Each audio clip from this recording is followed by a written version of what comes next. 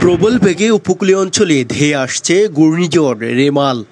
আর এর প্রভাবে দেশের উপকূলীয় জেলাগুলোতে ধমকা হওয়ার সঙ্গে বৃষ্টি শুরু হয়েছে।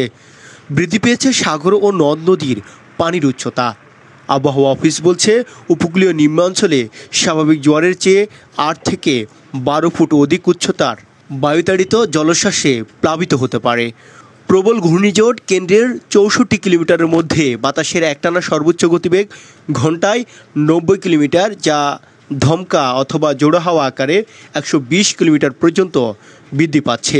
প্রবল ঘূর্ণিঝড়ের কেন্দ্রের নিকটবর্তী এলাকায় সাগর বিক্ষুব্ধ রয়েছে। পায়রা ও মোংলা সমুদ্র বন্দরকে ১০ নম্বর মহাবিপদ সংকেত দেখিয়ে যেতে বলা হয়েছে।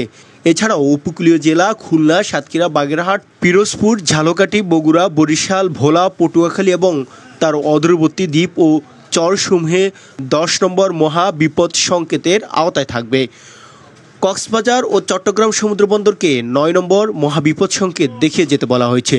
উপকূলীয় জেলা চট্টগ্রাম, কক্সবাজার, ফেনী, কুমিল্লা, নোয়াখালী, লক্ষ্মীপুর, চাঁদপুর ও তাদের অদূরবর্তী দ্বীপ ও চরসমূহে ৯ নম্বর মহাবিপদ সংকেতের আওতায় থাকবে। তবে আবহাওয়া অফিস বলছে, সন্ধ্যার দিকে উপকূলীয় অঞ্চলে আঘাত হানতে পারে ঘূর্ণিঝড় রেমাল।